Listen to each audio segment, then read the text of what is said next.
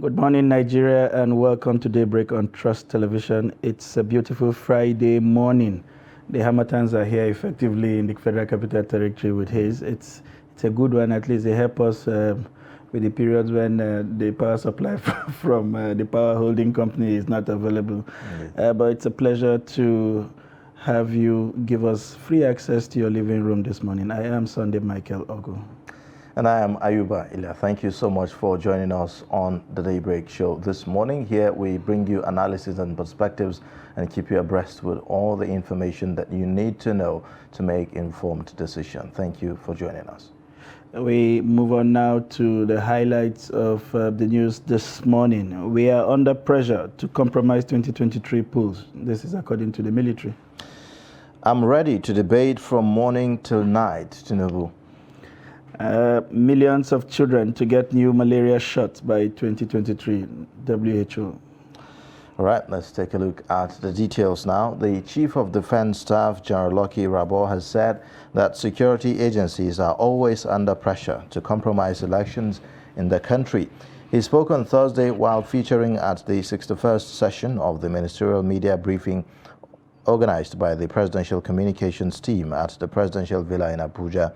Irabo, however, called on Nigerians to have implicit confidence in Nigerian military officers and men who will remain totally committed to being neutral and apolitical. The CDS, who said security personnel came under pressure through inducements, stated that necessary measures were being put in place to ensure that security personnel obey President Muhammadu Buhari's recent directive to maintain neutrality. According to him, personnel are being trained to be more professional, while rules of engagement before, during, and after the elections have been codified and distributed to them. Moving on to politics, the All Progressive Congress APC presidential candidate Asiwaju Bola Ahmed Tinubu has said he's ready to debate from morning till night. Tinubu has been heavily criticized for staying away from interactive sessions attended by other presidential candidates.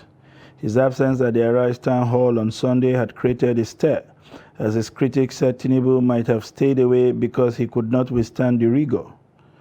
The main opposition political party, the PDP, had accused him of avoiding debates because he has nothing to tell Nigerians. But addressing some young Nigerians in London, Tinubu said debate was not an issue. Fielding questions from the audience at the Chatham House in London on Monday on why he snubbed debate, Tinubu said, "I see myself as a marketable individual. You want to use me to make money, and I am saying no."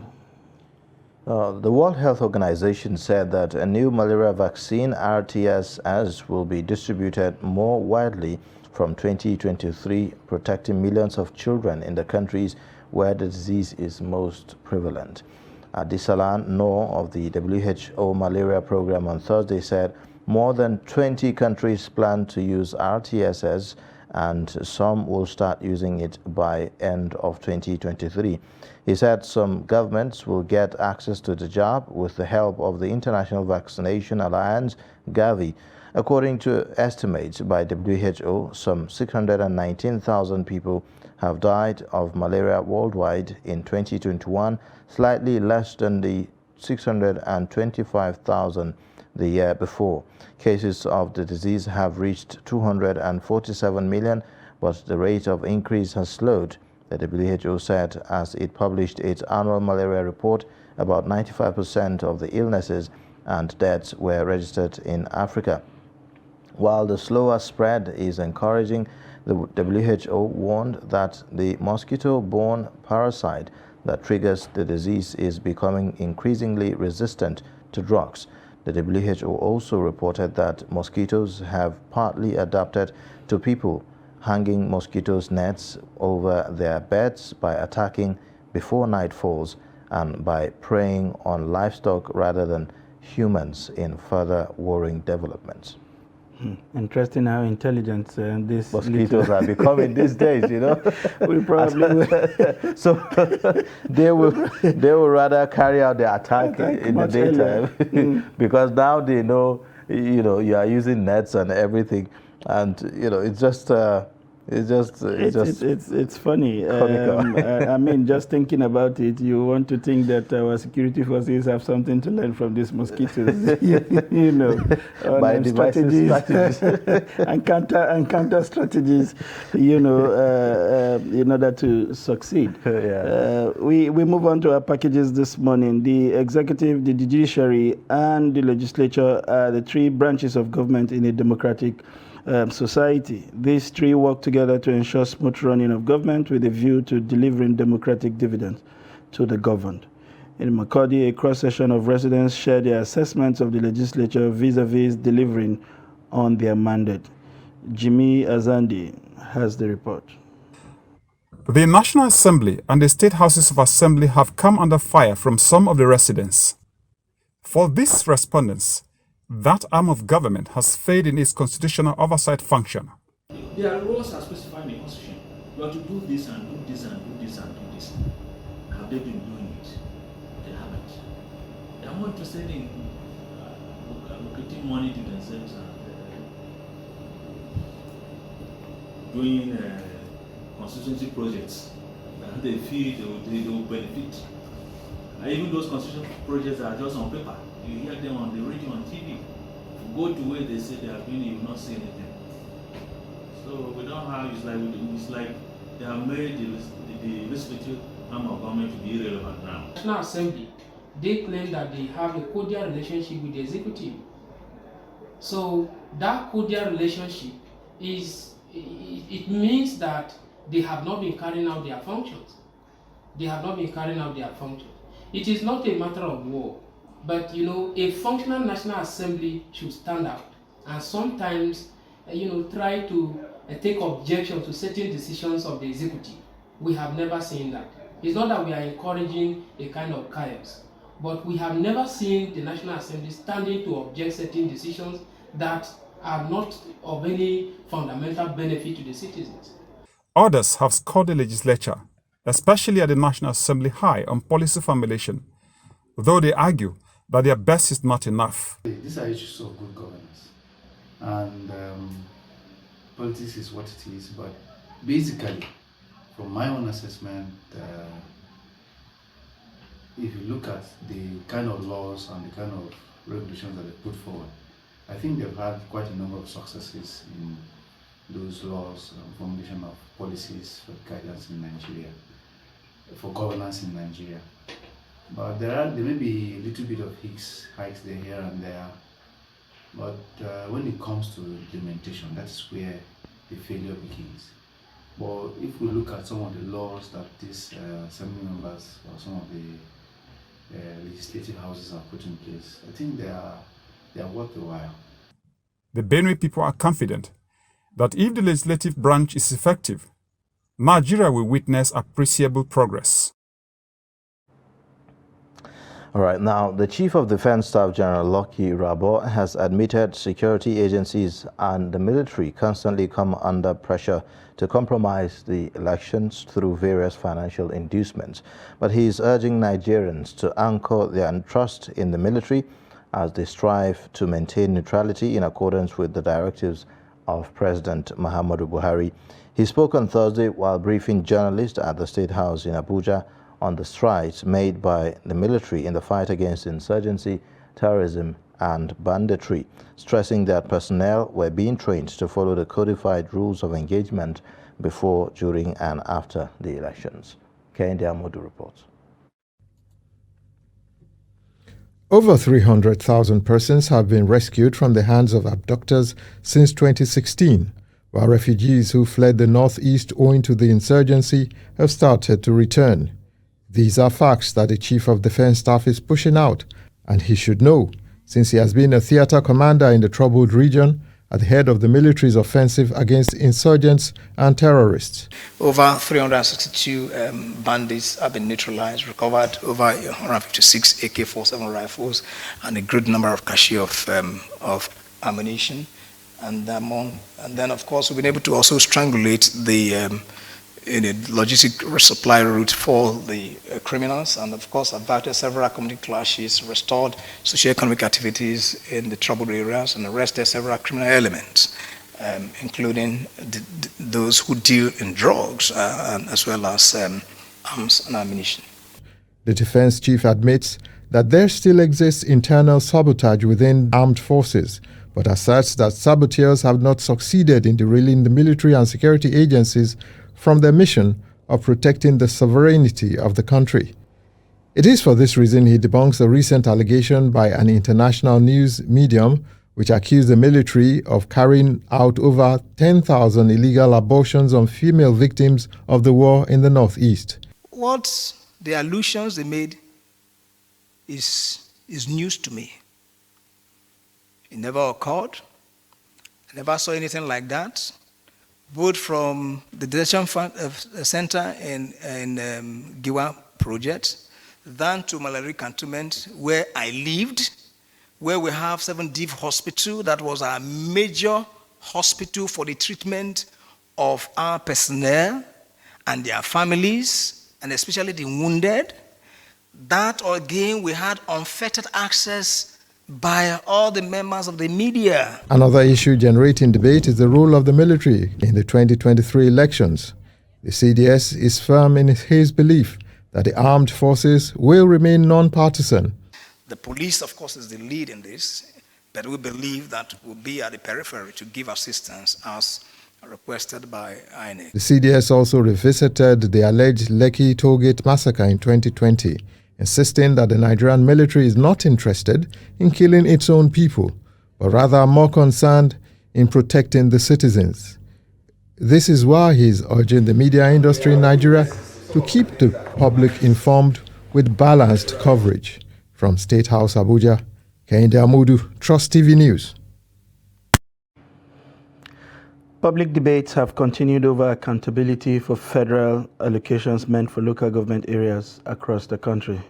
This comes after President Muhammadu Buhari accused governors of misappropriating funds allocated to local government areas in their states.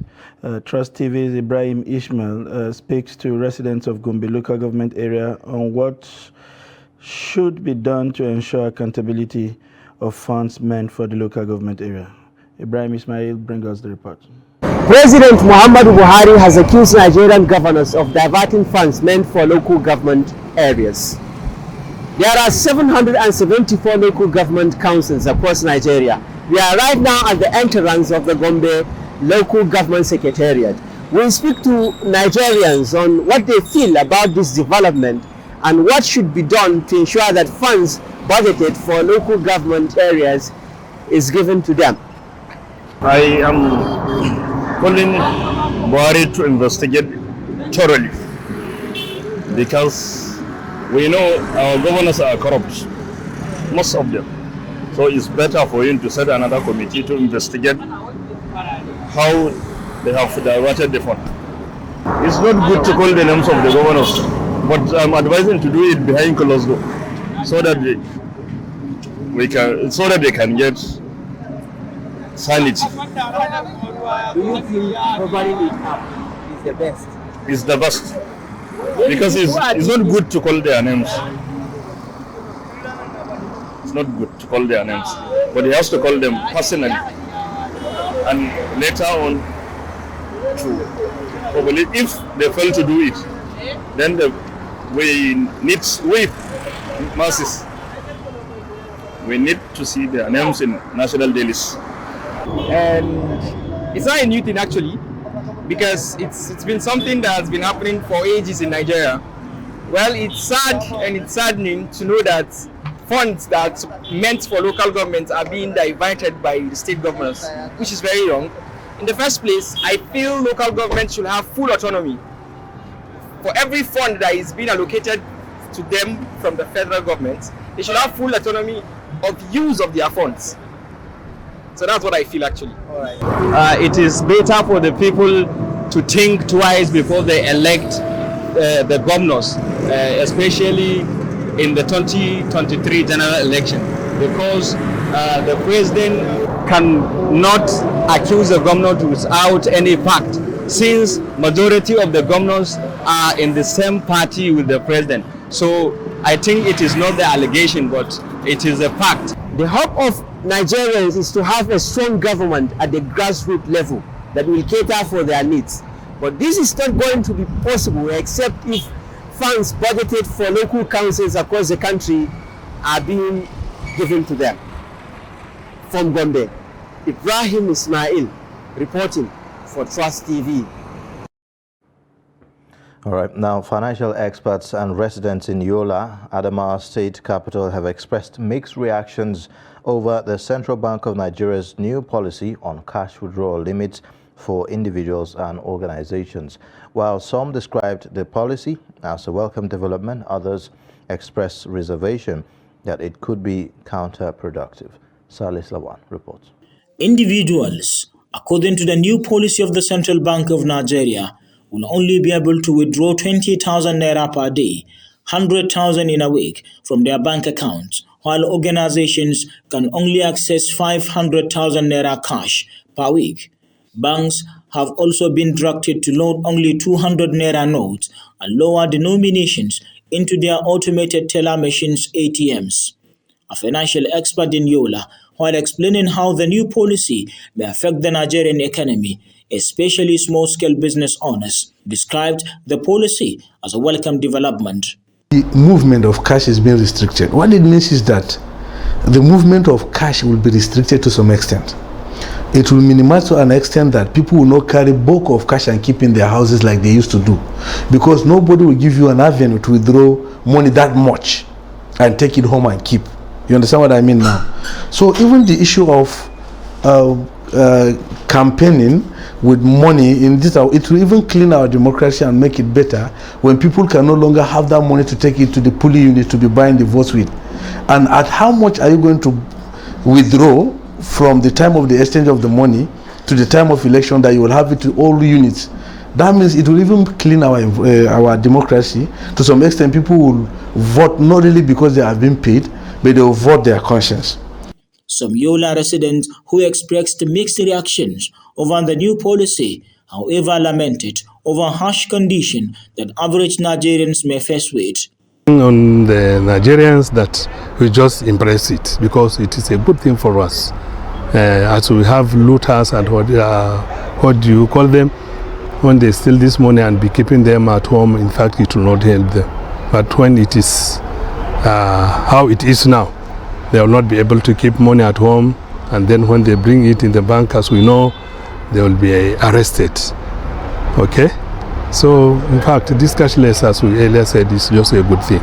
We just have to embrace it. I think if the policy will be introduced in a sincere ways of manner, it is very important, because the current situation of this country, insecurity in this country was much. You cannot hold two bunch of 1,000 naira in the street and walk away tomorrow. You sleep in your house.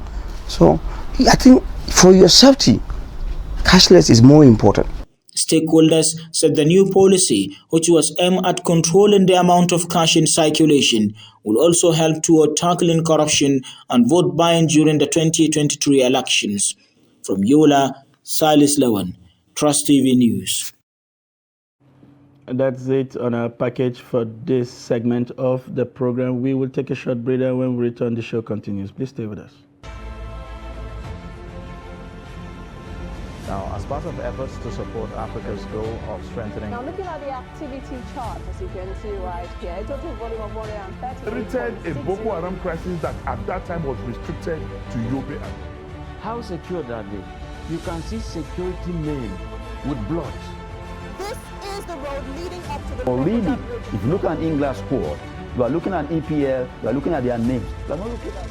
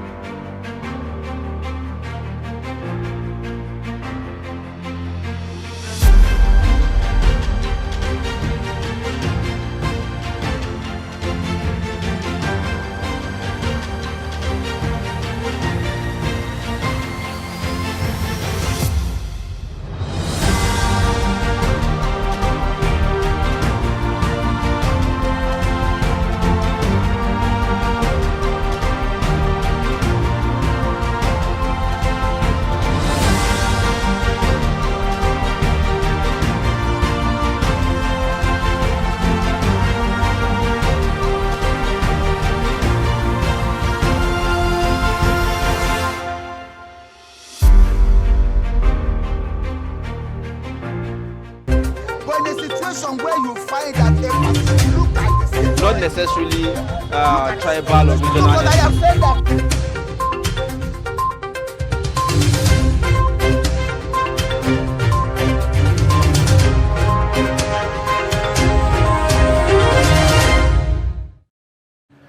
Welcome back. If you're just joining us, it's Daybreak on Trust Television. We would now serve you the major stories that made the front pages of the national newspapers. And we will start as usual with the Daily Trust. And on the cover of the Daily Trust this morning is an issue that seemed to have impacted just about everyone in this country. DSS gives NNPC marketers 48 hours to end fuel scarcity. Vows to deal with economic saboteurs. NNPC has 1.9 billion liters in stock, and marketers to get product at ex-depot price. You'll find the details of this story on page 4. Interesting development. One would wonder why the DSS had to wait for an entire year to give this kind of directives. And well, let's see what impact this will have on the generality of Nigerians. And moving on to other stories that made the front pages this morning. CBN insists on cash withdrawal limit as reps summon Emefiele. You'll find that story on page 23. 11 foreign firms bid for Ajakuta Steel Company. That story is on page 7. And AFCFTA, Nigeria targets 12 billion trade and 10% of African global imports. You'll find the details of that on page 25. To other stories, questions over enforcement as VIPs escape content conviction. Very interesting development there. In the space of 1 week, we saw several high-profile Nigerians, the Chief of Army Staff, the Inspector General of Police, all coming under the judiciary. But this story would give you all that you need to know regarding that story. Boko Haram demands bicycle, condiments, and others from farmers. And Sirika under fire over boasts about funds to prosecute election. And finally, we have this story from the CDS. We are under pressure to compromise elections. And this is according to the Chief of Defense Staffs. These are the major stories that make the front page of the Daily Trust newspaper this morning. All right. Next up is the Guardian newspaper this morning. The lead story there says, we won't compromise 2023 despite pressure, says Irabor, as the Chief of Defense Staff. It has the writers that says, PDP shun all entreaties, temptations to thwart peaceful polls. Stakeholders want synergy among INEC, NCC, NICOMSAT for hitch-free election. 2023 polls significant to Africa's stability, West African leaders say. You'll also find above the lead story, Oshibajo visits Vietnam's president, harps on why Nigeria is best placed to invest in Africa. Don't buy meter, transformer, wires. NERC tells electricity consumers. I won't leave Atiku. Maiba insists as hoodlums attack house, destroy cars and others. DSS gives NNPC, Ipman, Nupeng, others 48 hours to end fuel scarcity. You also find, despite reps' intervention, Emefiele says no going back on cashless policy, withdrawal limits. You'd also see other stories below the pictorial there. As a matter of fact, the pictorial shows military, INGOs, and challenges of winning peace against insurgency. You'd find the details of that. I'm sure those are images from the IDP camps. And so these are some of the stories on the front page of the Guardian newspaper this morning. And we move on to leadership on Friday with some interesting stories there on the front page. With a major story there which reads, 78 days to go. Military will resist pressure to scuttle 2023 election, says the defense headquarters. Saboteurs, bad eggs to face firing squad. Atiku urges politicians to focus on voters, not pressure military. And Army refutes reports of troop aborting pregnancies in the Northeast. That was a weighty allegations there made on the Nigerian military.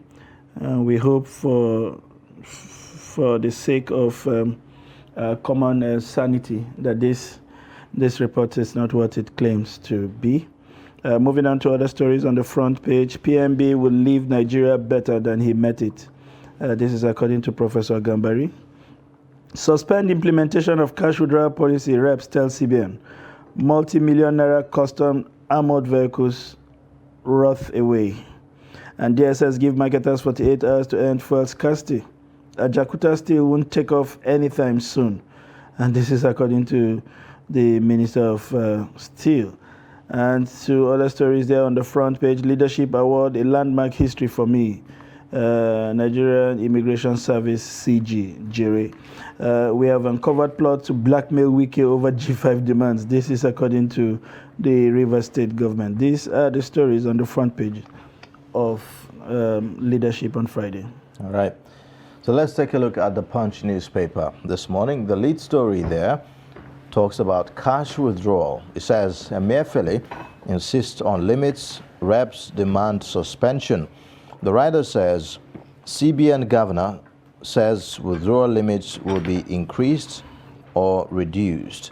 Customers return 1 trillion naira old notes to banks. Bills kept in CBN vaults.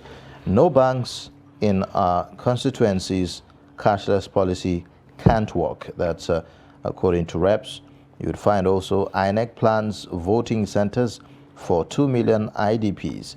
LCCI knocks FG over worsening credit ratings.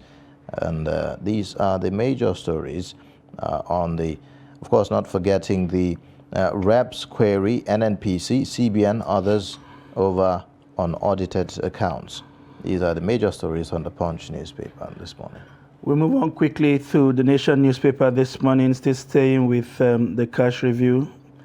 Emefiele, review of cash withdrawal policy likely. 1 trillion mopped up. Reps invite CBN governor wants plan suspended. And to other stories there, Siemens transformers arrive to boost electricity supply. You'll find that on page 7. Gunmen steal 4 babies in a raid of hospital. No place is safe. The details of that you'll find on page 4. 2023, 5.6 million PVCs collected in Lagos, says INEC. Rivers government alleges plot to blackmail Wike over G5. And to other stories there on the front page, petrol crisis must end tomorrow, says DSS. NNPCL, 1.9 billion liters available. And to other stories, CDS, Irabo military won't be pressurized to compromise 2023 election. NEDC kicks off building of 12.5 billion abandoned 54-kilometer road. And other projects right there on the northeast. Osun APC not opposed to reconciliation with Aregbesol's men. If you want to know who is saying this, you open up to page 31 of the Nation newspaper. These are the major stories on the front page of the Nation. All right, now let's get perspectives on some of these stories this morning. We have Nuruddin Abdallah. He's the editor of 21st Century Chronicle to give us perspectives on some of the major stories that we've seen on our papers this morning. Thank you for joining us on Daybreak this morning. Thank you. Nice to meet you. All right. So, well, we start with the lead story on the Daily Trust newspaper. The DSS is giving NNPC ultimatum to ensure that the fuel scarcity that we are experiencing goes away as soon as possible. In fact, 48 hours, not just, there's a timeline to this. And one is wondering, what does this mean, really? So actually, it was the same question many observers were asking when the statement was released by the DSS spokes. In the statement, I think he tried to answer this question because people have been wondering, why is the Secret Service involved? Whatever it is, we may have a reprieve Yeah, there may be the chaos at the gas stations may go in the next 48 hours as directed by the DSS. But for how long shall that be? That is the question. The DSS, if you look at the content of the statement, they're talking about the scarcity is capable of inciting public disturbance and what have you, particularly as we move to Christmas. This thing has been ongoing for quite some time now. But because we're heading towards the festive period, Christmas around the corner, that's the time people move from one part of the country to the other, New Year as well.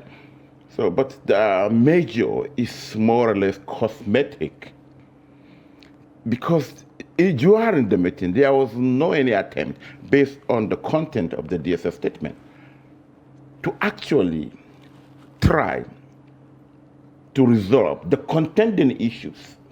Could it be that the DSS perhaps have certain information about some persons who are behind this as saboteurs, who now need to be perhaps arrested because, like they say, this is likely going to constitute an issue of national security?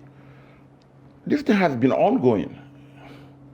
Why now? They are concerned with the Christmas, when there will be mass movement and what have you. And again, they latch so much on the 1.9, is it billion or is it liters? The NNPC say it has, and it is kitty.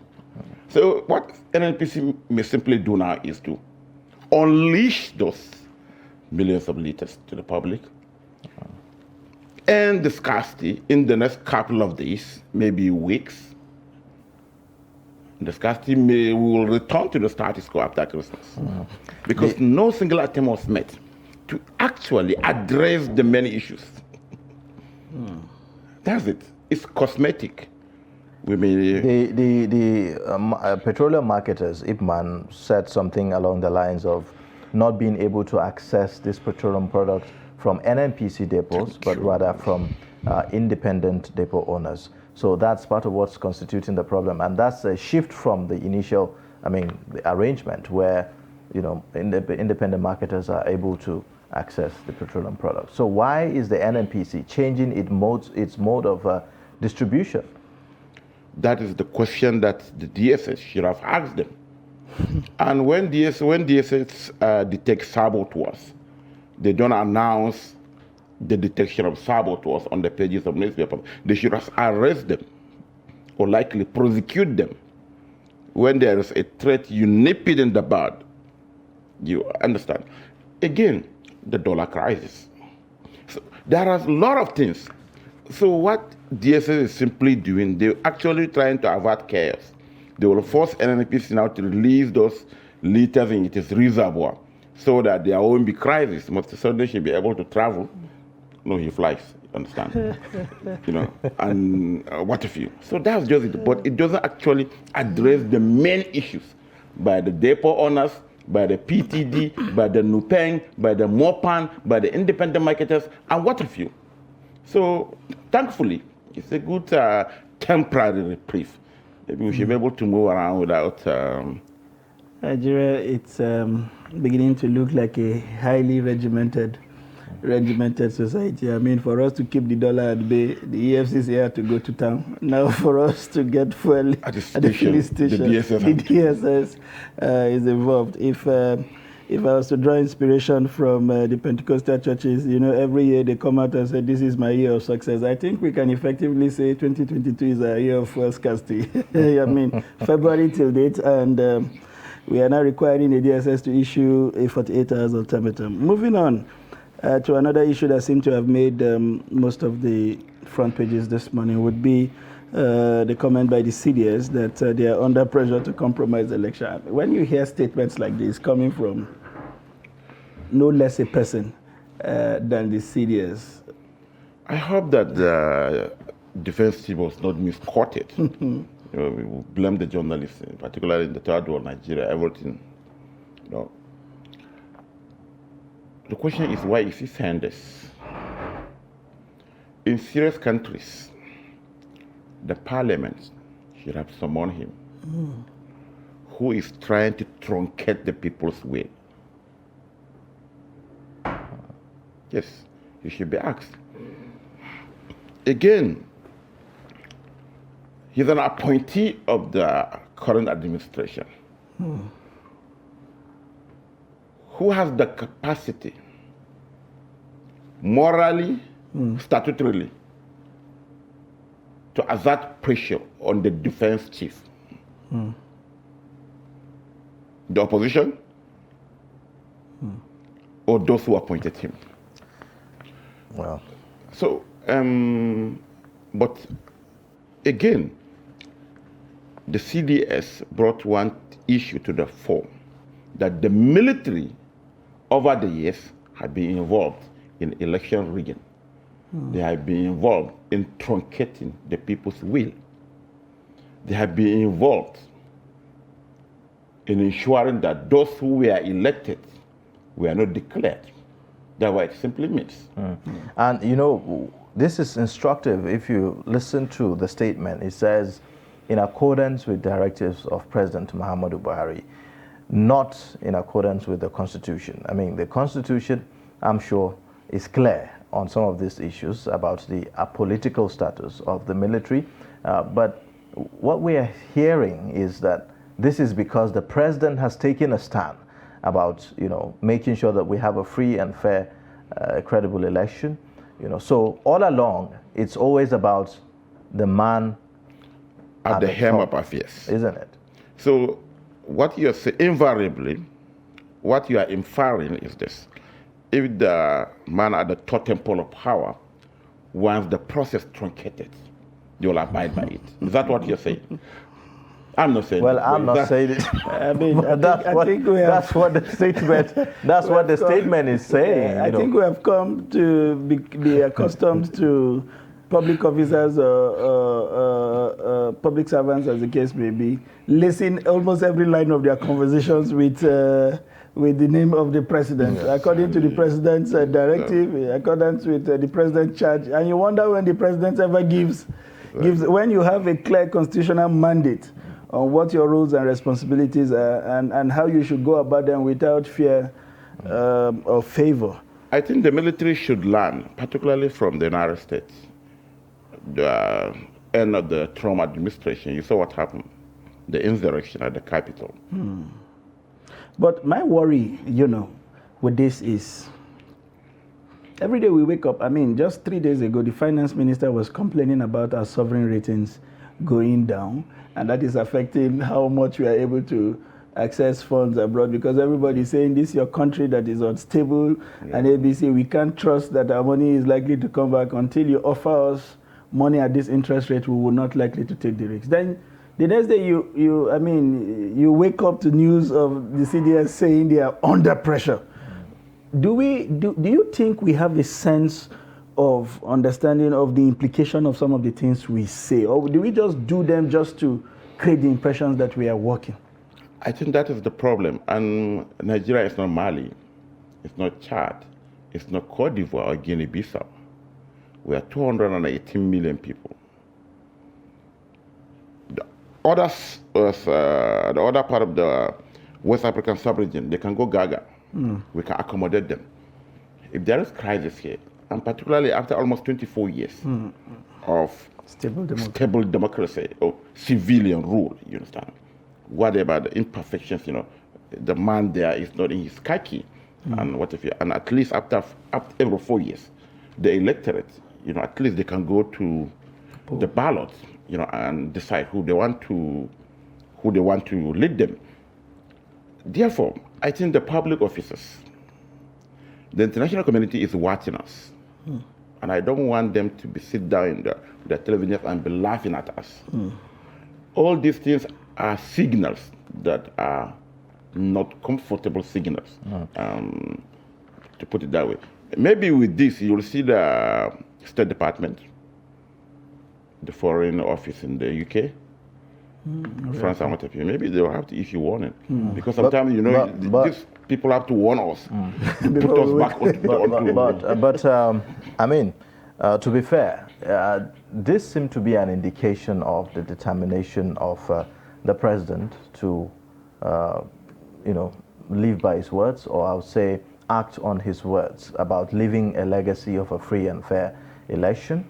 We've heard how the chiefs, the security chiefs, have constantly tried to isolate themselves from the political shenanigans that we've seen, the violent attacks on campaigns, making certain statements that seem to suggest that they are not going to be involved in any way to, sway the votes in favor of a particular person and all of that.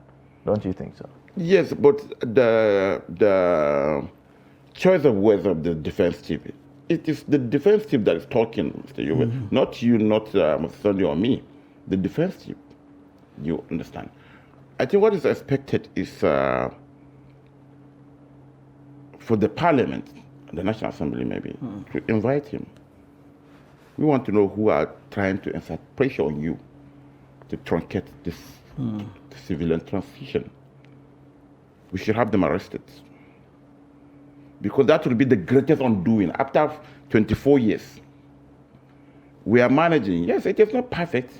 I think we can sit down here and talk. That alone. Even though there are instances whereby you go out there, the cars are waiting and you are weeks away or what if you. But at least we have this. So maybe in the next another 25 years. All right. So while we are at this, Boko Haram demands bicycles, condiments, others from farmers. This is one of the stories on the front page of our newspaper talking about, the insurgency that we have been dealing with. They are now making demands. In fact, I've heard also in the realms of rumor that for the terrorists who are abducting are now demanding payment of ransom in the new currency, even before we begin to, get the currency. So some of these demands, really, when you look at them, what does it say about how audacious and our ability to actually use these things to track and to deal with the insurgents? I think, in the Northwest and some part of the North Central, there is no clear-cut distinction between bandits, who hitherto only kidnap for economic reasons, and terrorists, the Boko Haram, ISWAP, what have you. The military, to be fair to them, have drastically dealt a blow to the nucleus of the insurgents, particularly in the Northeast. But the mopping operation that we should deal with them, I remember we spent hundreds of millions on linking our SIM with our NIN, right? But up to now, people are making calls demanding ransom. So what happened to that linkage that we did? Is it that there are saboteurs, some telcos, are not cooperating with the Digital Economy Ministry, the NNCC, the Office of the NSA, to ensure that every active line is registered and monitored? So that is it. And even bandits, they are doing that. The demand for bikes, that bike is called Boko Haram, the demand for fuel. And like in the lecture, I think about a week or so ago, they are even demanding for the new currency, or even the CFA, the French. They are equally very active. They don't want to be caught off guard. When you talk about being active this morning, we read stories of how mosquitoes are readapting and are now attacking people before night falls, since everybody seems to run into their mosquito nets at night. Everybody is looking for innovating to survive. But still in the realms of this story, it's the comments that came out from Daura after the herdsman of the Apex Bank met with the president in the wake of the different summons by the various chambers of the National Assembly to appear over this cash withdrawal limit. What is your general assessment of what is happening? Why are we seeing this heavy cry from people at the top over what should be a limit for people at the bottom? After all, they cannot claim to be ignorant of other channels that they can use to transfer the millions. What's your impression? You know, from the redesigning of the Naira, you understand? No, they make it very simplistic. Just maybe the detergent, making it bluish, and and to the last circular. That circular actually will rupture the macroeconomics, particularly at the local level. And again, if you have some few elements that you want to deal with, please deal with them. Leave the old woman in the village.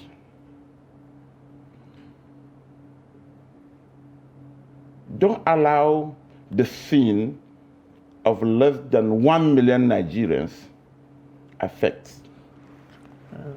200 million Nigerians. But those are the people controlling the direction of the economy, isn't it? They are the major spenders, right?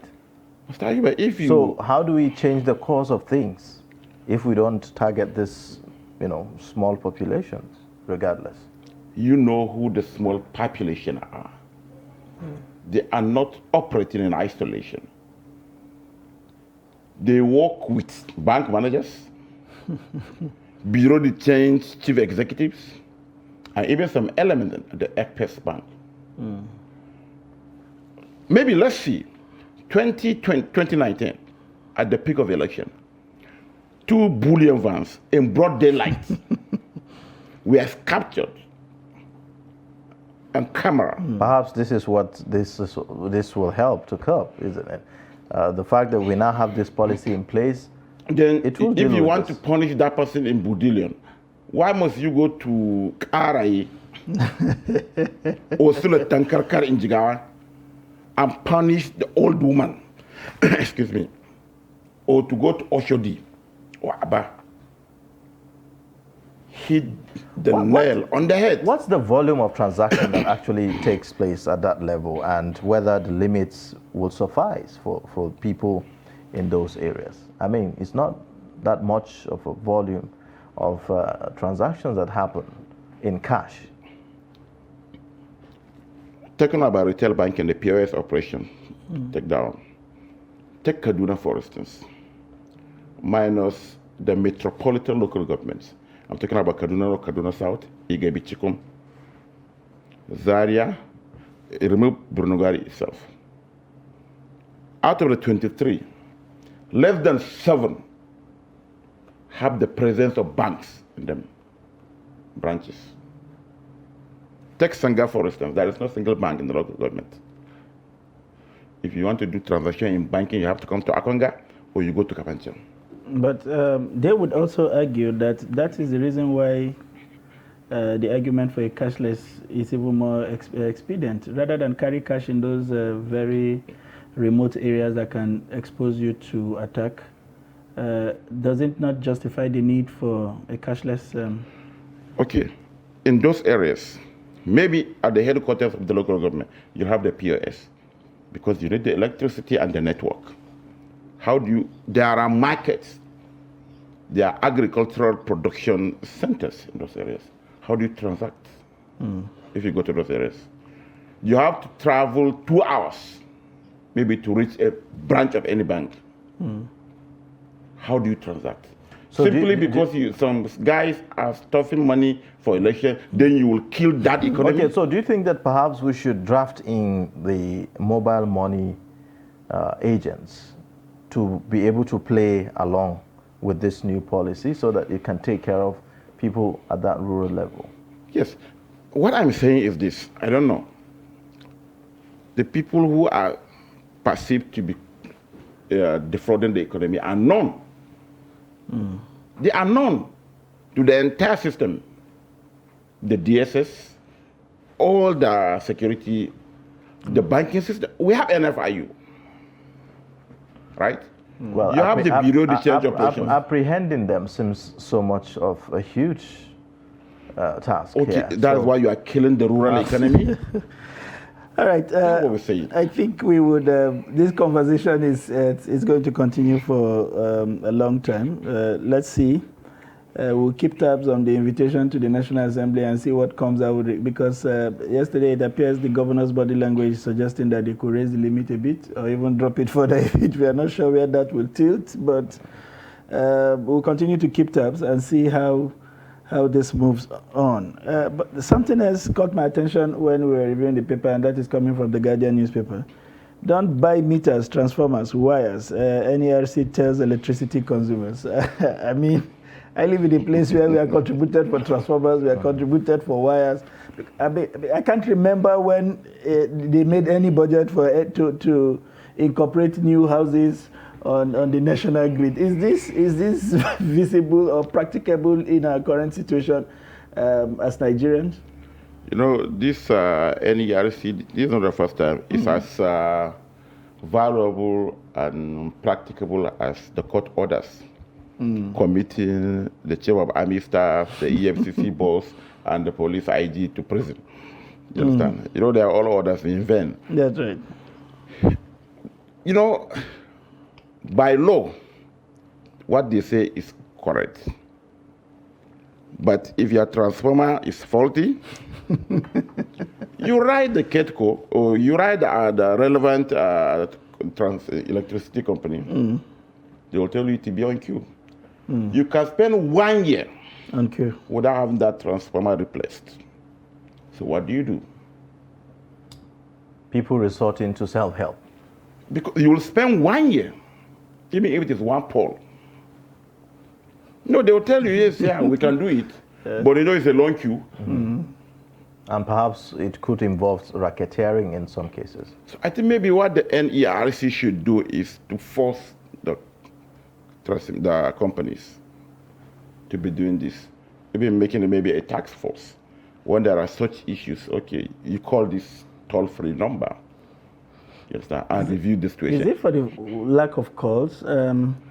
In my mind, I've been thinking that we could approach this thing the same way the state and the federal government behaves. If there's a federal road and you can't fix it, we'll fix it and we get a refund. If it will take you so long to raise the money, if we raise the money, can you at least appropriate it in the bills and excuse us for a number of months? That's the problem. Again, you know, it's a community thing. Your bill is 50,000 a day because you have a very big whatever. Mine is just 10. His is just 15 or 20. You understand? How do you appropriate it? Some are not even paying. Some are not even metered. So that's the problem. So it's a whole lot of, and I think deliberately, the system was fashioned in that direction. Up till this moment, the electricity companies, you know, we still have those, I can't call them, we call them NEPA 2 in some northern part of the country, but the racketeering goes on. They will tell you, okay, wait, right. You come back 1 week, you even see the letter, something, you have to write another one. It may take months, so you can't remain in darkness for that. So people have to resort. The big guys around, they say they have to come, community health, you know, we buy this thing, and we hand over to the electricity company, which is a privately run. How we have enriched privately run businesses in Nigeria. Interesting. That's the much that we can bring to you on the newspaper review this morning. Thank you very much, Nuruddin Abdullah, for making it here. Thank you very much. Even though every time you keep abdicating your right to me, you keep describing me as a big man when indeed he is the big man. Thank you, and we hope that when next we call on you, you will do us the honor to show up in the studio and provide our audience with this insightful perspective on issues. We will draw the curtain here on the newspaper review. See you at the top of the hour, where we'll serve you more from Daybreak on Trust Television. Please stay with us. But in a situation where you find that a person look at the same, not necessarily tribal or regional. but I have said that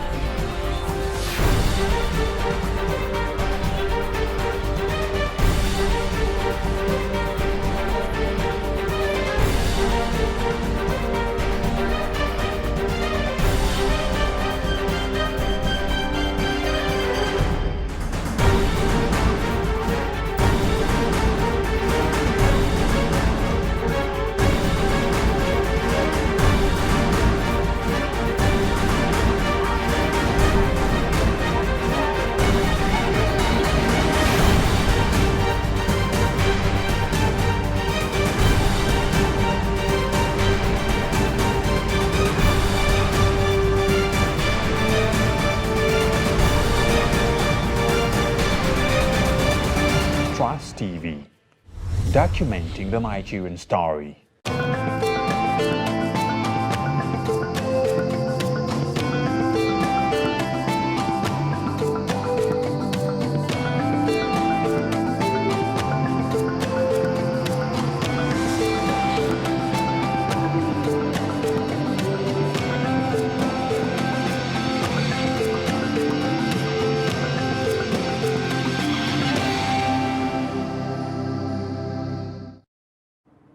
All right, thank you for staying with us. If you are just joining, you're watching Daybreak on Trust Television. It's top of the hour. It's time for us to take a look at the headlines once again. Now, father rapes teenage daughter in Kwara State. Climate change, over 6 million people displaced in Nigeria in 3 years. This is according to the federal government. DSS gives NNPC oil marketers 48 hours to resolve fuel crisis. Now we look at these highlights in details. An Ilorin magistrate court has remanded one Jimo Lukman, 45, for allegedly raping his 14-year-old daughter. According to the police report, Lukman, who was charged for incest, had been indulging in the unlawful act for several months before his wife, Sidikat, caught him and subsequently reported the matter. The prosecutor, Sani Abdullahi, urged the court to remand the suspect. Magistrate Amina Omotayo Shitu, who presided over the matter, granted the prosecutor's request and ordered the defendant remanded while the matter was adjourned to December 22nd, 2022. All right, now the federal government has disclosed that over 6 million people were displaced between 2008 and 2021 as a result of climate events and disasters. The Federal Commissioner, National Commission for Refugees, Migrants and Internally Displaced Persons, Imam Suleiman Ibrahim, disclosed this at the occasion of the National Migration Dialogue in Abuja on Thursday. While quoting the Internal Displacement Monitoring Center reports, she said that 131 climate disasters were experienced during the period. She added that the displacement due to conflict stands at 4.4 million within the period under review. Earlier, the Minister of Humanitarian Affairs, Disaster Management and Social Development, Hajia Sadia Umar Farouk, said that the government had shown great commitment towards managing climate change, adding that it is currently spending 9% of the GDP on projects directly addressing climate change. Moving on, the Department of State Service, DSS, on Thursday gave a 48-hour ultimatum to the Nigerian National Petroleum Corporations Limited, Independent Petroleum Marketers Association of Nigeria, and other stakeholders in the oil sector to resolve the ongoing fuel crisis. The secret police threatened that it would launch a manhunt for any destructive tendency if after 48 hours there are still queues at various filling stations in the country. Spokesperson of the secret police, Peter Afunanya, stated this at the headquarters of the service in Abuja shortly after the Director General of DSS met with the stakeholders. The stakeholders who attended the meeting include MOMAN, DAPMAN, IPMAN, NNPCL, NATO, NUPENG, and PTD. All right, now to some of the packages we have this morning. The executive, the judiciary, and the legislature are the three branches of government in a democratic society. These three work together to ensure the smooth running of government with a view to delivering democratic dividends to the governed. In Makurdi, a cross-section of residents share their assessment of the legislature vis-a-vis delivering on their mandate. Jimmy Azande reports. The National Assembly and the State Houses of Assembly have come under fire from some of the residents. For these respondents, that arm of government has failed in its constitutional oversight function. There are laws are specified in the Constitution. You have to do this and do this and do this and do this. Have they been doing it? They haven't. They are more interested in allocating money to themselves and doing constituency projects that they feel they will benefit. And even those constituency projects are just on paper. You hear them on the radio, on TV. You go to where they say they are doing it, you will not see anything. So we don't have, it's like they have made the legislature arm of government to be irrelevant now. National Assembly, they claim that they have a cordial relationship with the executive. So that cordial relationship it means that they have not been carrying out their functions. They have not been carrying out their functions. It is not a matter of war, but a functional National Assembly should stand out and sometimes try to take objection to certain decisions of the executive. We have never seen that. It's not that we are encouraging a kind of chaos, but we have never seen the National Assembly standing to object certain decisions that are not of any fundamental benefit to the citizens. Others have scored the legislature, especially at the National Assembly, high on policy formulation, though they argue that their best is not enough. These are issues of good governance, and politics is what it is, but basically, from my own assessment, if you look at the kind of laws and the kind of regulations that they put forward, I think they've had quite a number of successes in those laws and formulation of policies for guidance in Nigeria, for governance in Nigeria. But there may be a little bit of hikes there, here and there. But when it comes to implementation, that's where the failure begins. But if we look at some of the laws that these assembly members or some of the legislative houses have put in place, I think they are worth a while. The Benue people are confident that if the legislative branch is effective, Nigeria will witness appreciable progress. Now, away from the legislature, the Chief of Defense Staff, General Lucky Irabo, has admitted that security agencies and the military constantly come under pressure to compromise during elections through various financial inducements. But he is urging Nigerians to anchor their trust in the military as they strive to maintain neutrality in accordance with the directives of President Muhammadu Buhari. He spoke on Thursday while briefing newsmen at the State House in Abuja on the strides made by the military in the fight against insurgency, terrorism, and banditry, stressing that personnel were being trained to follow the codified rules of engagement before, during, and after the elections. Kainde Amadu brings us the report. Over 300,000 persons have been rescued from the hands of abductors since 2016, while refugees who fled the northeast owing to the insurgency have started to return. These are facts that the Chief of Defense Staff is pushing out, and he should know, since he has been a theater commander in the troubled region at the head of the military's offensive against insurgents and terrorists. Over 362 bandits have been neutralized, recovered over 156 AK-47 rifles, and a great number of cache of ammunition. And then, of course, we've been able to also strangulate the logistic supply route for the criminals, and of course averted several community clashes, restored socio-economic activities in the troubled areas, and arrested several criminal elements, including those who deal in drugs, and as well as arms and ammunition. The defense chief admits that there still exists internal sabotage within armed forces, but asserts that saboteurs have not succeeded in derailing the military and security agencies from their mission of protecting the sovereignty of the country. It is for this reason he debunks a recent allegation by an international news medium which accused the military of carrying out over 10,000 illegal abortions on female victims of the war in the Northeast. What the allusions they made is news to me. It never occurred. I never saw anything like that. Both from the detention center in Giwa project, then to Malari cantonment where I lived, where we have 7 Div Hospital. That was our major hospital for the treatment of our personnel and their families, and especially the wounded.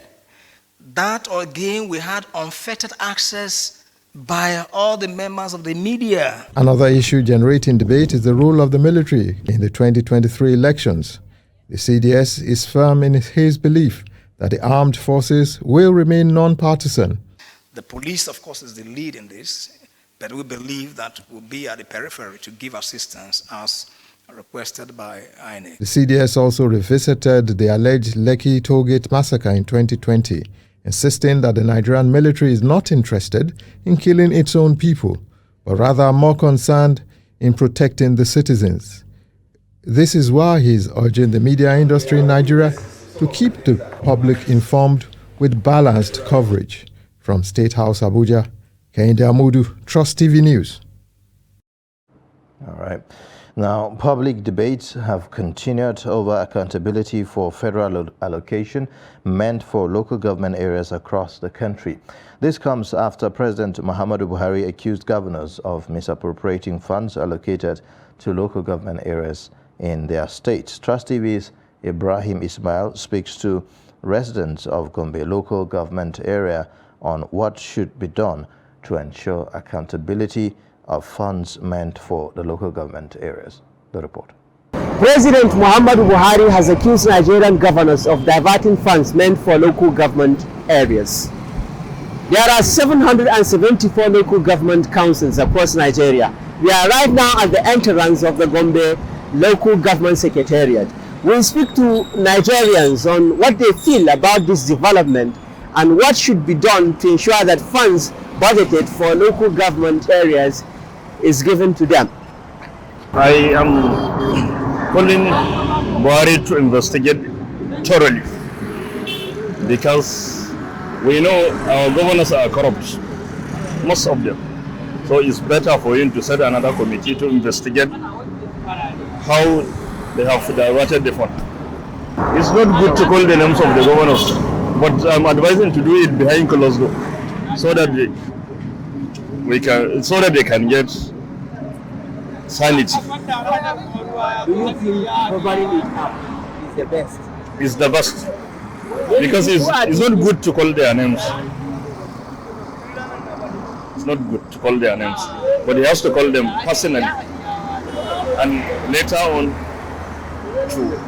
probably if they fail to do it, then we masses, we need to see their names in national dailies. And it's not a new thing actually, because it's been something that has been happening for ages in Nigeria. Well, it's sad and it's saddening to know that funds that meant for local governments are being diverted by the state governments, which is very wrong. In the first place, I feel local governments should have full autonomy. For every fund that is being allocated to them from the federal government, they should have full autonomy of use of their funds. So that's what I feel actually. It is better for the people to think twice before they elect the governors, especially in the 2023 general election, because the president cannot accuse the governor without any fact, since majority of the governors are in the same party with the president. So I think it is not the allegation, but it is a fact. The hope of Nigerians is to have a strong government at the grassroots level that will cater for their needs. But this is not going to be possible except if funds budgeted for local councils across the country are being given to them. From Gombe, Ibrahim Ismail reporting for Trust TV. Clearly, issues around local government autonomy would continue to be on the front burner of our national conversation until such a time where we begin to see local government take their place of pride in leading the development of our rural communities in Nigeria. And moving on to other issues, financial experts and residents in Yola, the Adamawa state capital, have expressed mixed reactions over the central banks of Nigeria's new policy on cash withdrawal and limits for individuals and organizations. While some describe the policy as a welcome development, others express reservations that it could be counterproductive. Salis Lawan has this report. Individuals, according to the new policy of the Central Bank of Nigeria, will only be able to withdraw 20,000 naira per day, 100,000 in a week from their bank accounts, while organizations can only access 500,000 naira cash per week. Banks have also been directed to load only 200 naira notes and lower denominations into their automated teller machines ATMs. A financial expert in Yola, while explaining how the new policy may affect the Nigerian economy, especially small-scale business owners, described the policy as a welcome development. The movement of cash is being restricted. What it means is that the movement of cash will be restricted to some extent. It will minimize to an extent that people will not carry bulk of cash and keep in their houses like they used to do, because nobody will give you an avenue to withdraw money that much and take it home and keep. You understand what I mean now? So even the issue of campaigning with money in this, it will even clean our democracy and make it better when people can no longer have that money to take it to the polling unit to be buying the votes with. And at how much are you going to withdraw from the time of the exchange of the money to the time of election that you will have it to all units? That means it will even clean our democracy to some extent. People will vote not really because they have been paid, but they will vote their conscience.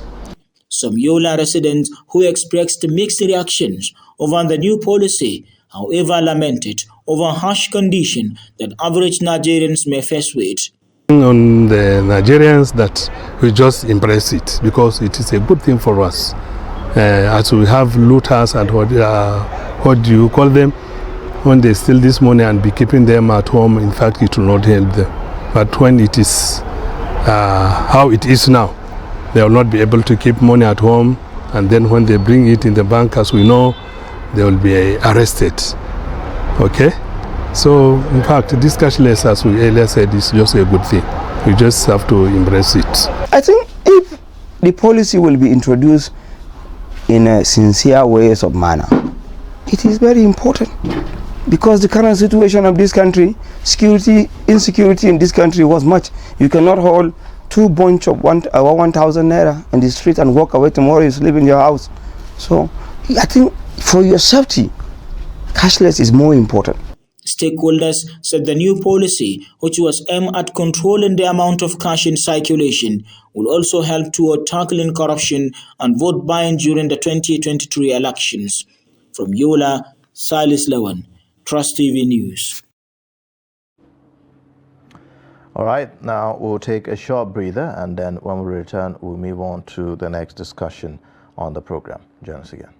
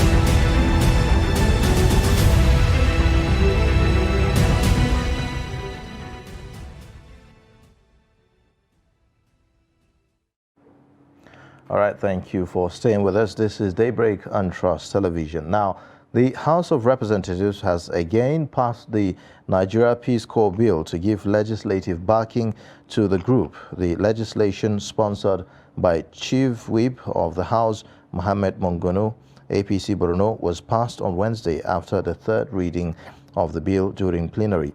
The House Committee of the Whole did the clause-by-clause consideration of the bill. Now, the bill was passed by the 8th Assembly in late 2017, but President Muhammadu Buhari declined assent to the legislation in February 2018, citing security concerns as one of the reasons for his decision. He also cited paucity of funds and duplication of duties of existing security agencies by the proposed Corps as another reason. Now, Senator Ali Ndume reintroduced the bill to the 9th Senate on 17 of December 2019, and it was passed.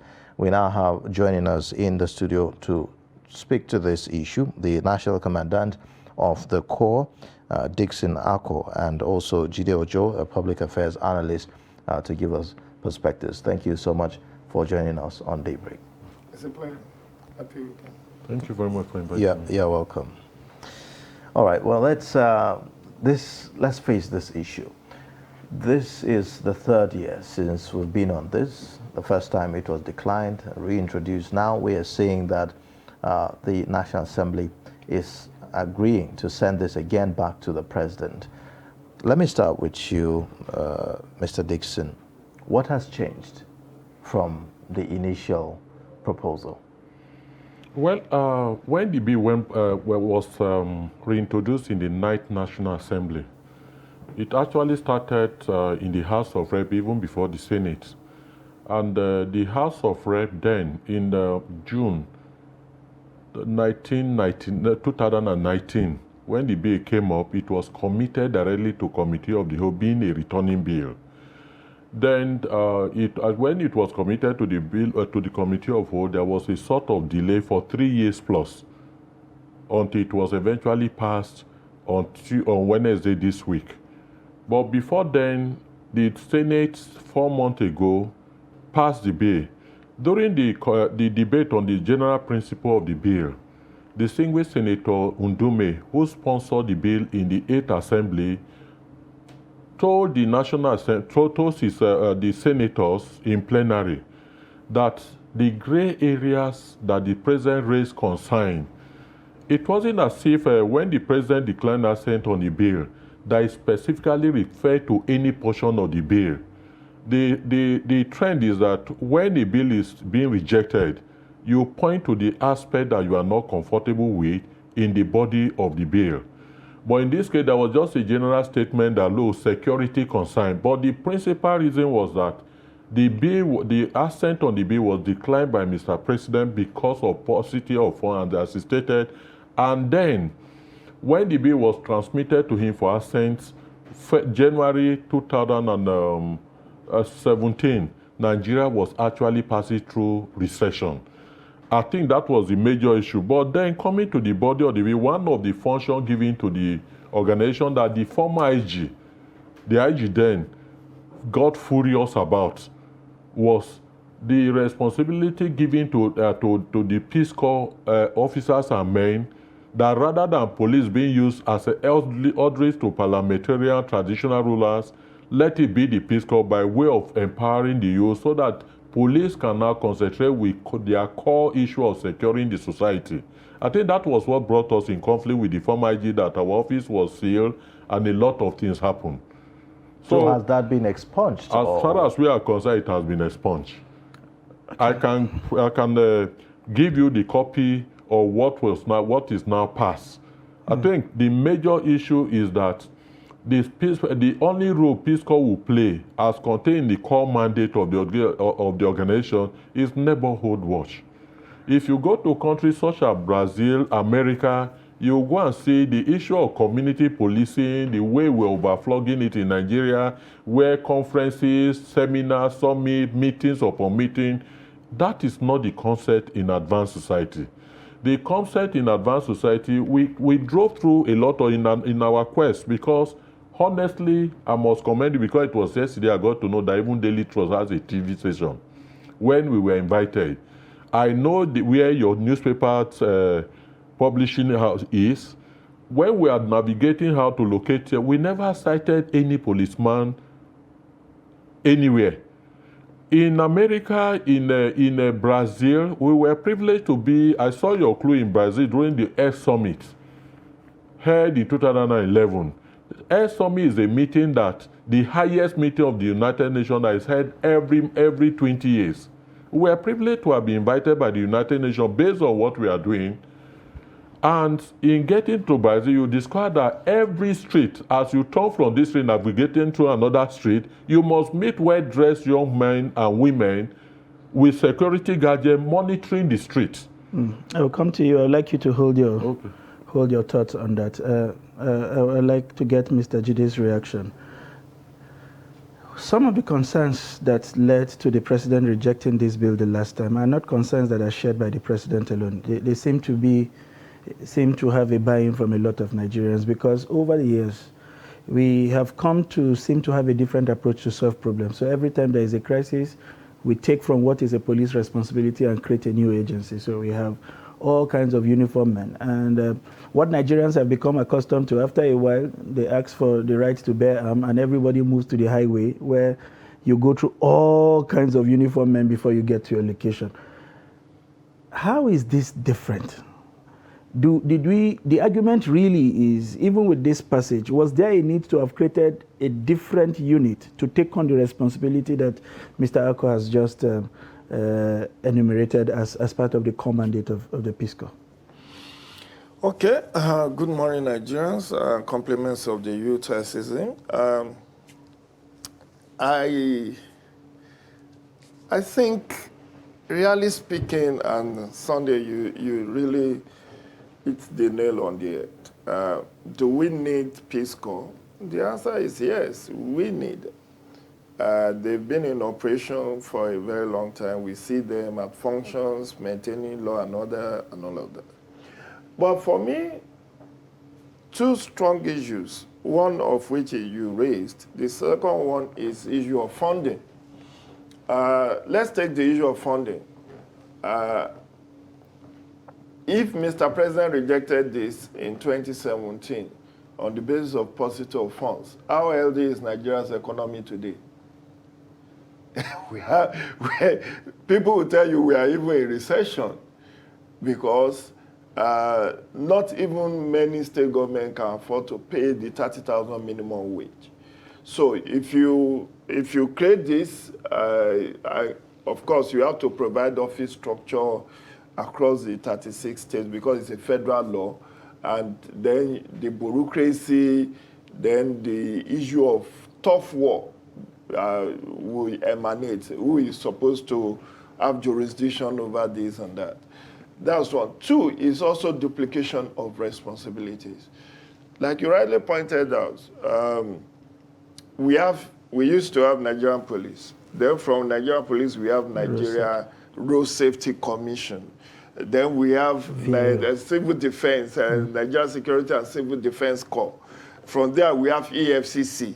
DSS. From there, we have ICPC. From there, we have DSS.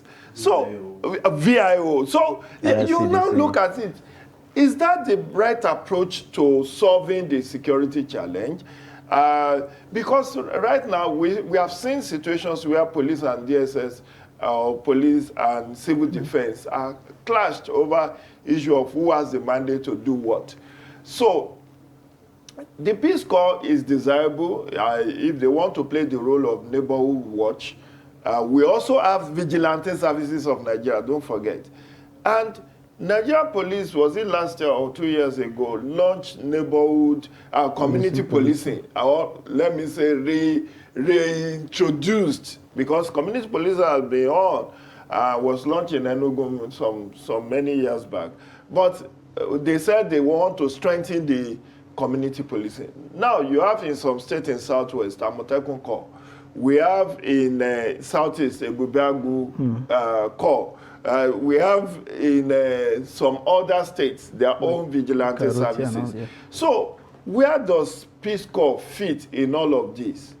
Okay, so maybe let's pause you so that we can hear from the commandant what the Corps will be doing differently from the existing security structures that we have at the moment.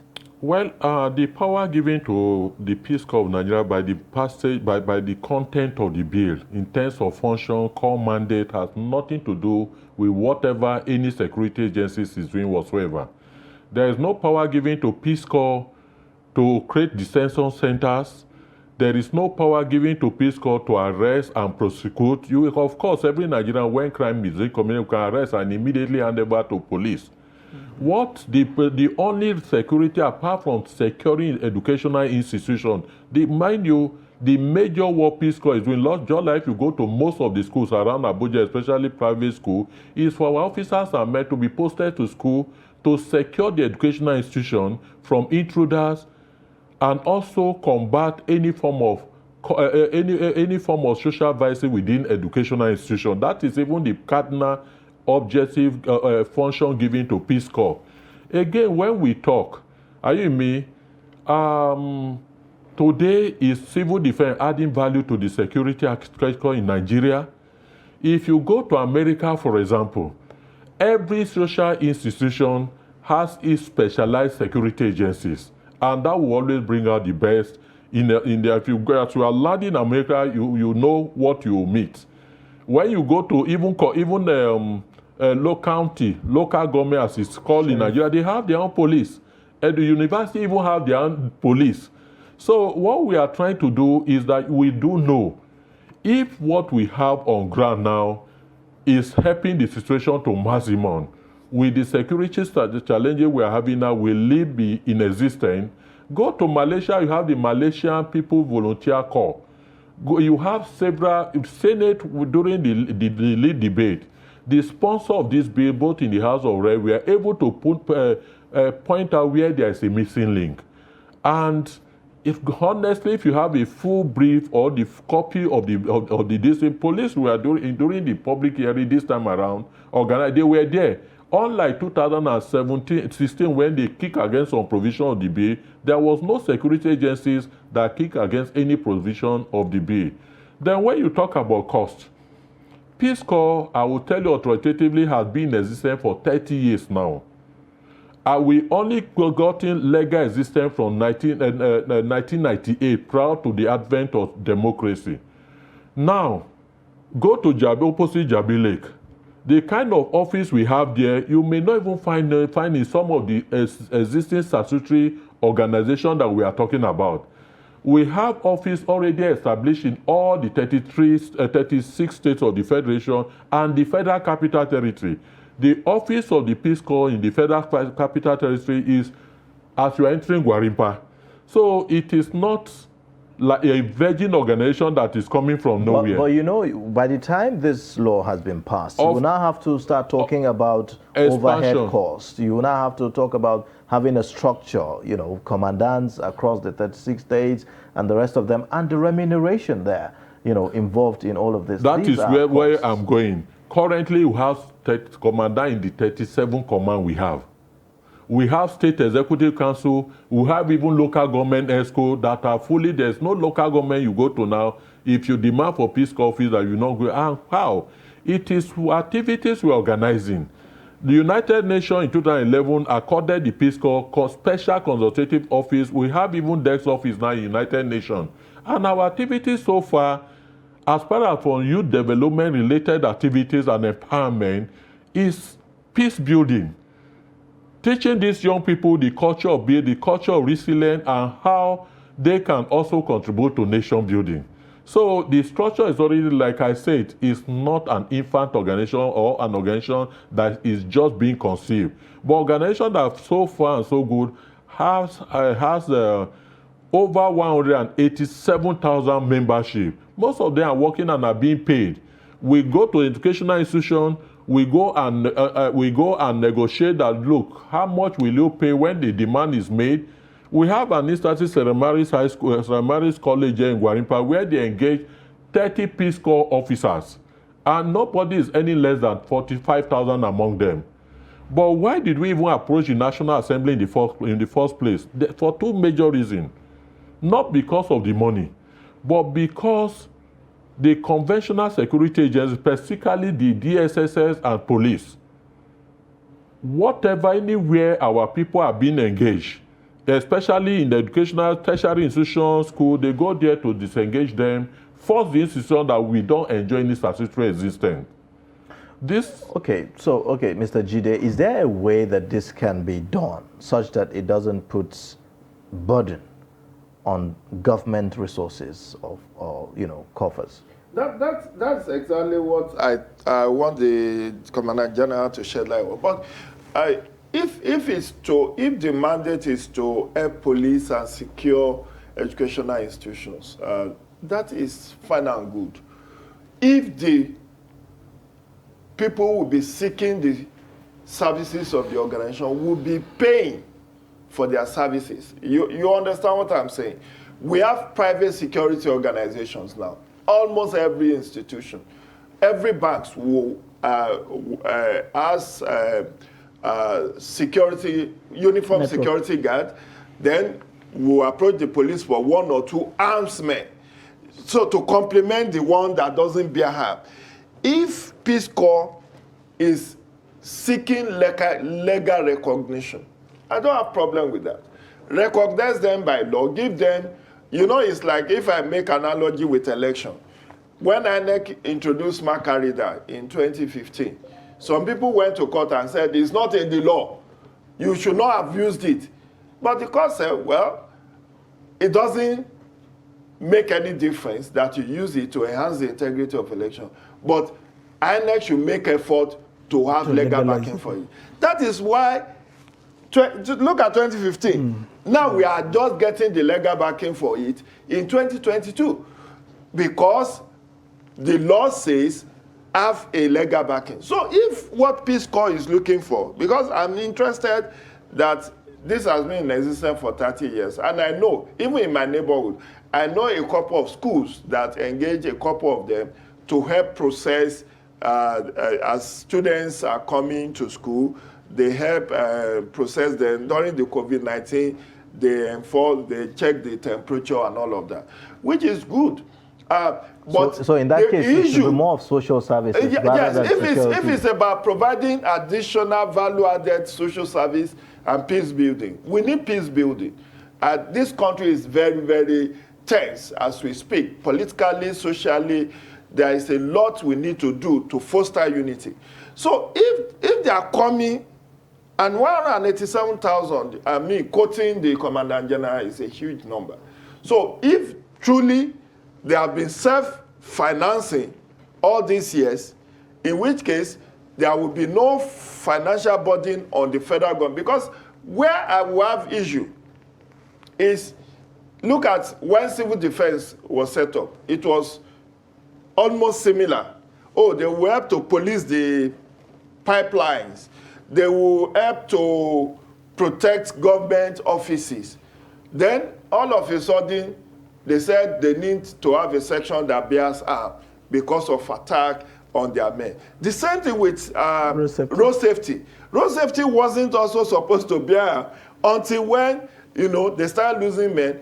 And we may have a situation where Peace Corps, if the president eventually signs, may also say, oh, some cult groups are now attacking our members in tertiary institutions. We need to have some minimum arms and ammunition, which will now lead to alteration or amendment of the bill. But when we get to that bridge, we'll cross it. The most important thing for me is, yes, the services we can make to, if Vigilante Services of Nigeria is also operating without funding support from federal government, and they are doing well. And the argument has been that Nigeria is under-policed. Now we have about less than 400,000, and of course many of those frontline candidates campaigning have been saying that they want to double and triple and all of that. But the bottom line is this: instead of expanding the already existing security infrastructure, if we start creating additional bureaucracies, and then we now get to a point that people are being owed salaries because there is no fund to pay the salaries of those, then we will run ourselves in amok, because the people have been trained to handle arms and ammunition can then use it against the citizen. Mr. Coming back to you, when I saw that you had over 187 thereabout officers, I don't know how you like to refer to them across the country. I was wondering, that's a huge number. You are practically competing with even some of the recognized I'm not sure civil 70. So the question really is, how have you sustained this operation? Because to be honest, we've had all kinds of things about how the operations of the Peace Corps run. There have been allegations in the public domain of how the people you bring in have to pay certain amounts before they come on board, or how whatever is paid to them from where they are engaged, they just get a fraction of it. In other instances, we hear that it's purely a volunteer service. I would like you to shed more light on some of these perspectives that seem to be in the public domain. How do you currently function And besides the statutory recognition, what else would the federal government be doing for you? How would this whole operation change should the president assent to? Well, I listened keenly to his position. For the Peace Corps, I say we have over 187,000. It is not only regular staff, I say volunteers. Okay. And one of the reasons why we even approached the National Assembly, when this organization started around 2018, 19, I was, for good 8 years put together, close to 8 years put together, I was being detained by that Department of State Service, the police, the even before the advent of the by even the military, defense intelligence. What were they looking for? Where is this young man getting the money, to finance the organization? That was the challenges there. But when they got to the constitution of the organization, when we talk about legal existence, we are not looking for any legal existence. We are looking for statutory backing.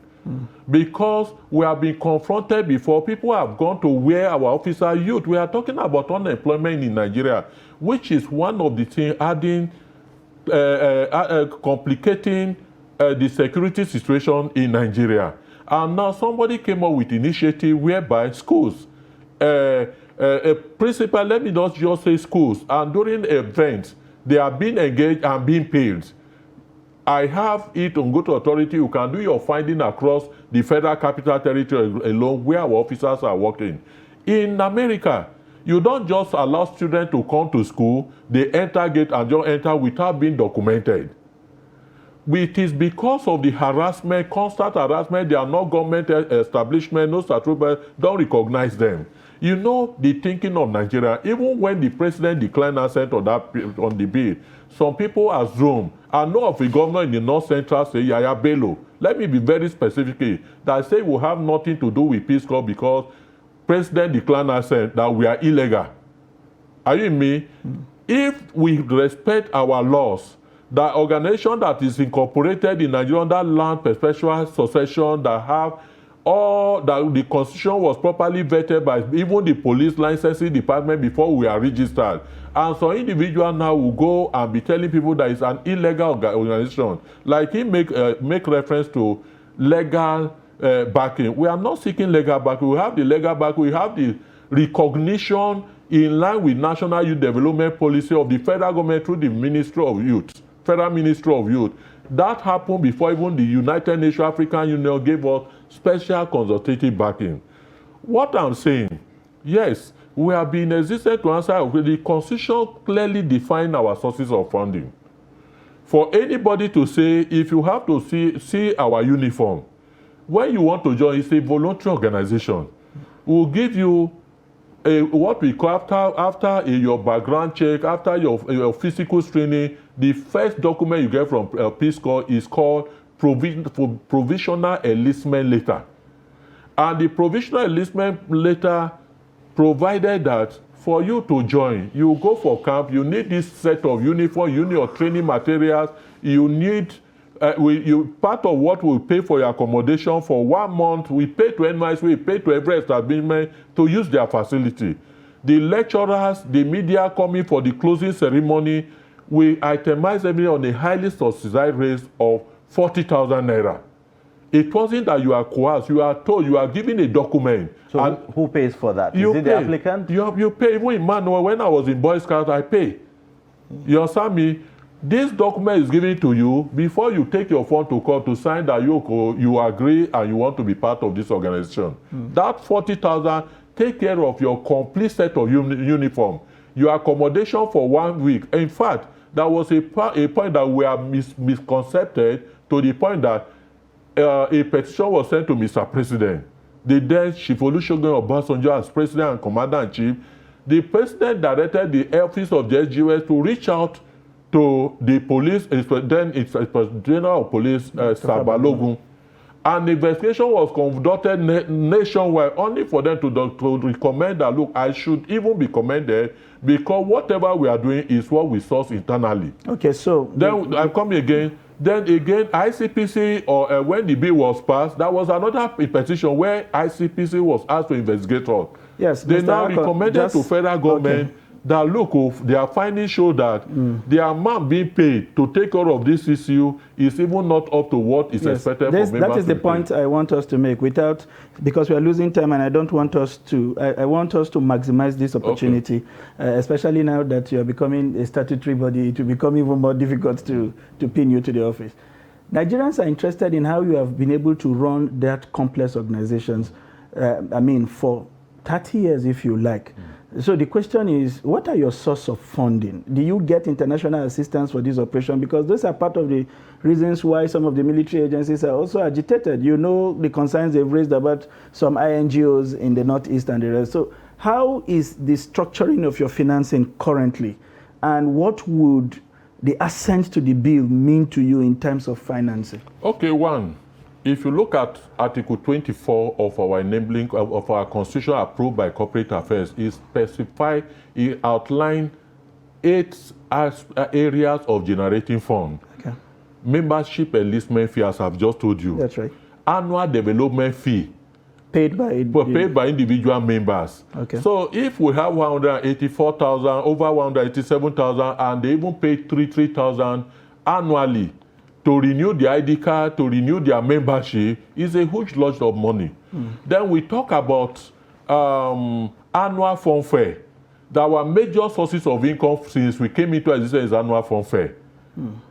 What is the annual fund fair? We print annually prior to our anniversary celebration and Founders Day in July, maybe by May.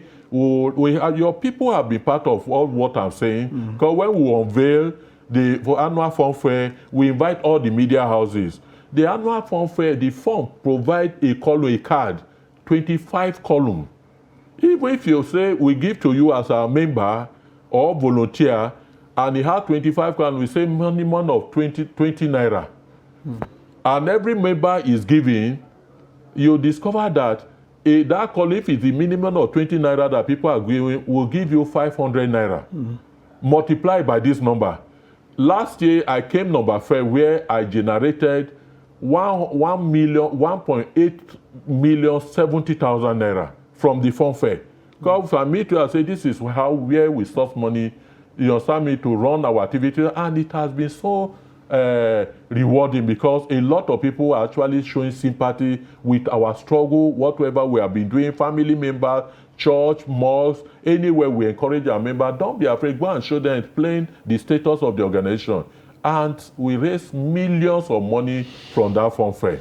Then for Peace Corps, I have introduced 3 international awards. And this award have been given as a sideline during United Nations program, even including the general. So I have the desk office in UN headquarters, Peace Corps. We have in Geneva, in the regional office in Switzerland. We have also in the regional office in Austria, Vienna, in Austria. When we organize this award, and people see whatever the packaging, they support us also financially.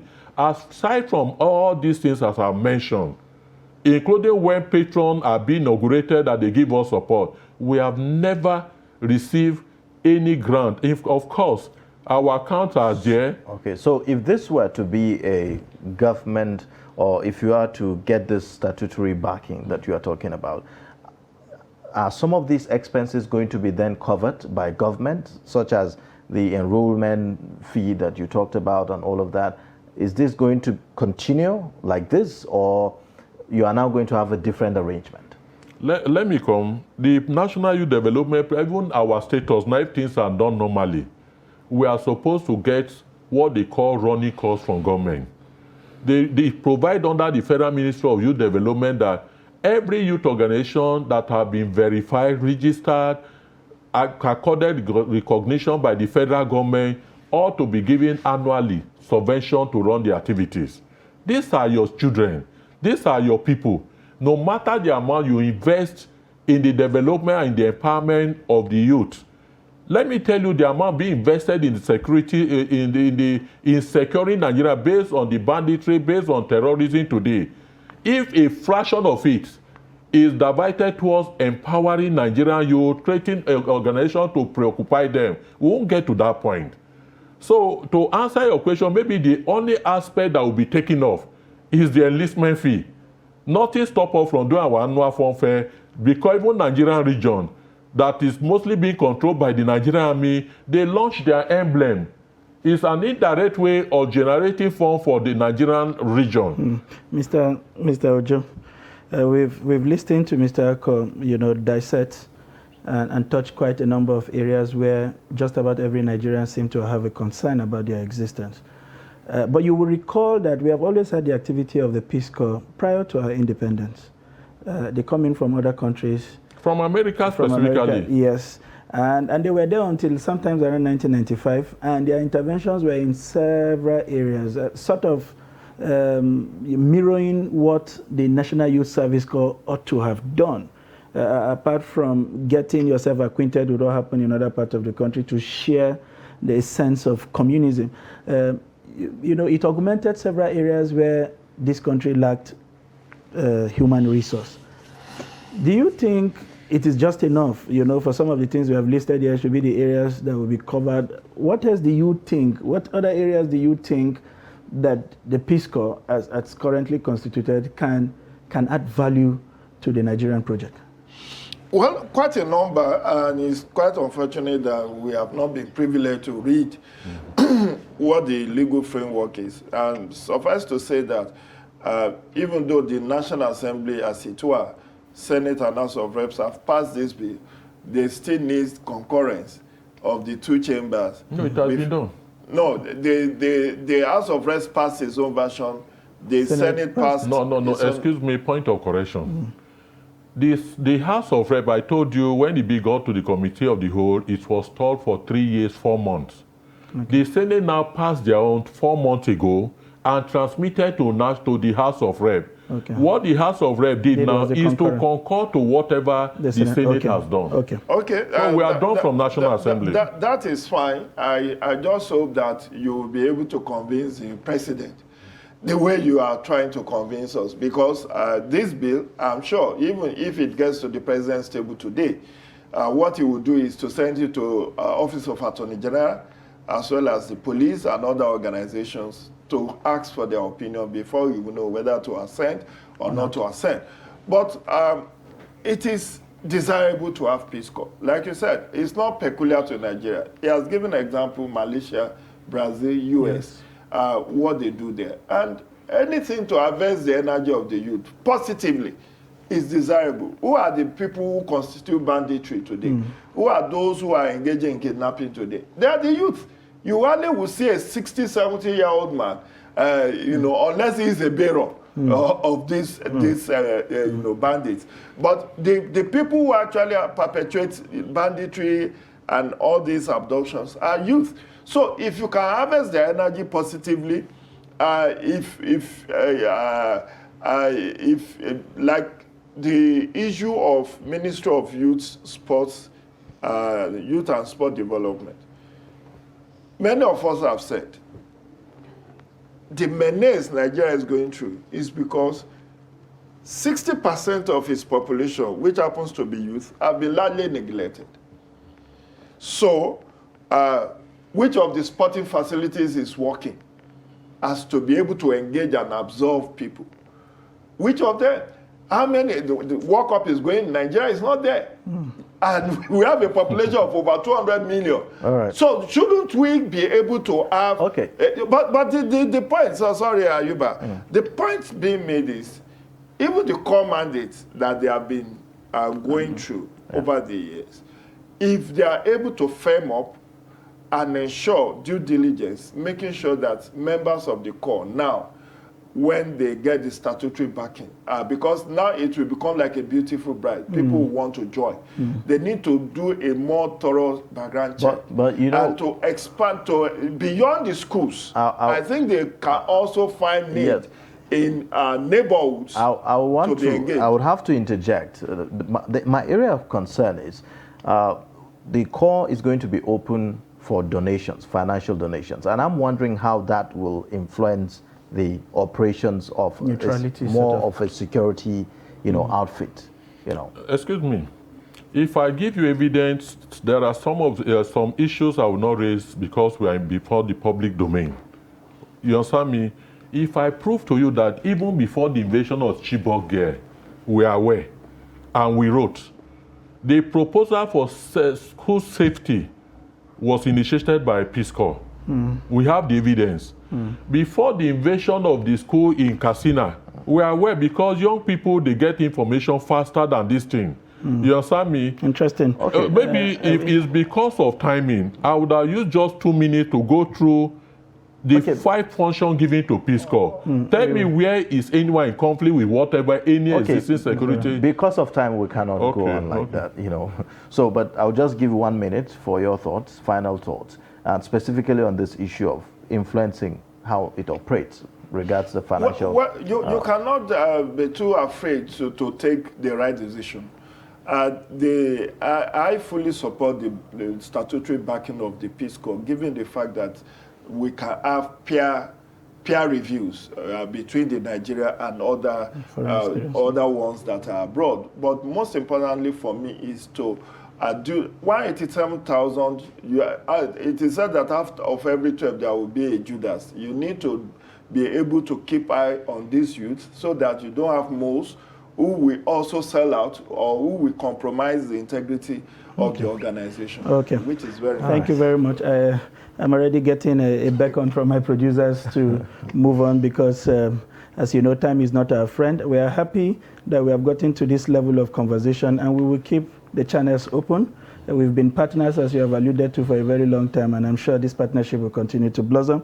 We've had in the studio Mr. Jide Eje, a public affairs analyst, who has given us perspective of his takes on the issue of the bill passed on the Peace Corps and awaiting the assent of the President. And of course, the Commandant General, who continues to National Commandant, please. National Commandant. That is where people are getting things wrong. That's, I beg your pardon, the National Commandant, Mr. Distinako, a man who has continued to remain youthful and agile in his looks. I hope that these pressures will not make you age faster. Thank you very much for coming to the studio to provide more light.